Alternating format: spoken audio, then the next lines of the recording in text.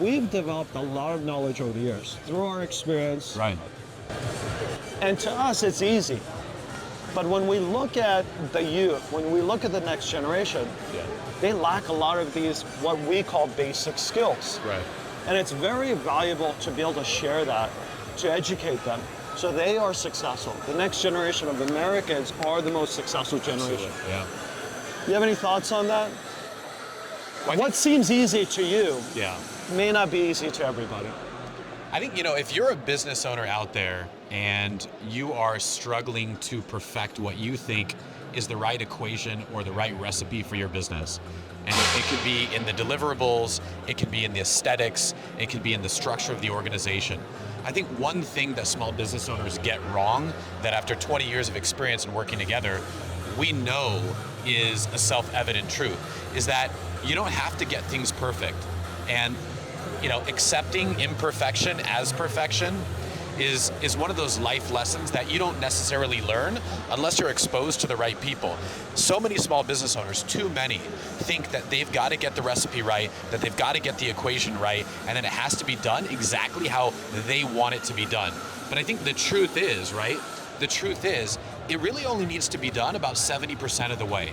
So when you're a small business owner and you're looking at the work product of your team, don't be myopic. Don't focus on the small things. Focus on the greater good of the organization. Focus on what it looks like from 10,000 feet. And I think that's a big takeaway. The most important thing for me is you got to start somewhere. Don't put it off.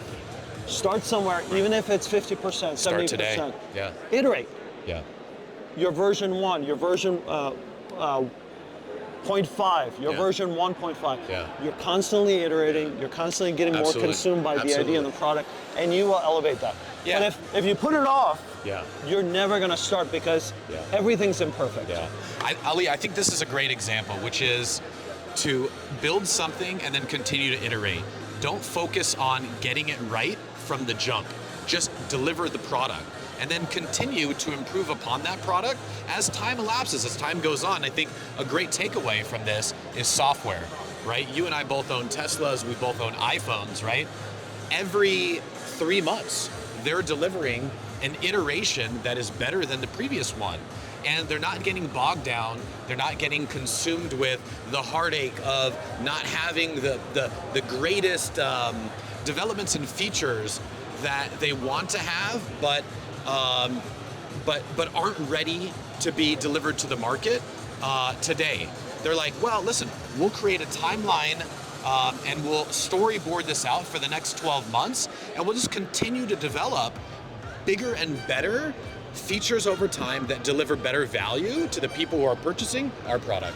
And in our experience, what's so valuable is we might have our own roadmap, but when we put a product out there, the market will dictate which features were successful, which were not successful. The market will dictate the next feature set. Absolutely. So Apple puts out an iPhone. Yeah. We already know when the next features are, because as users, we're going to dictate which ones we're going to use, which ones we're going to use. Yeah, and so many small business owners are thinking about their product using a set of lenses that are specific and unique to themselves. And I think, as Ali said, which is absolutely brilliant, start looking at the product and services that you're delivering into your client base and look at it through the lens and through the journey of the user. And I think that'll help you to overcome a lot of what you may not even see are the roadblocks in people buying your product and continually using your product, right? And I guess to wrap this all up, we tend to be myopic from our own perspective, our own viewpoints. And that sometimes we need to step out of body, right? Realize where we are in our life, where we are in our business, what the greater picture is, right? And kind of draw that line, a straight line. How do we get there? Right? Too many times we've got our head in the sand, just going through the minutiae of the day-to-day business. Absolutely. We got to step out of it. And as you love to say, start working on the business and stop working in the business, and that's a wrap. Limitless Arena, Salt Lake City, Utah. Keaton, Dan Fleyshman, best event ever.